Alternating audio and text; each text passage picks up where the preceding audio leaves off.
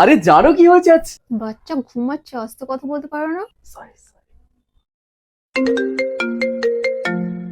ফোনটা একটু সাইলেন্টে রাখতে পারো না? বাচ্চা ঘুমাচ্ছে তো। তুমি বেবির যত্ন নাও আর আমি তোমার হেয়ারের যত্ন নিচ্ছি। একটা কথা বলো, তোমার চুল আগে থেকে এত ঘন, মজবুত আর এত লম্বা হলো কি করে?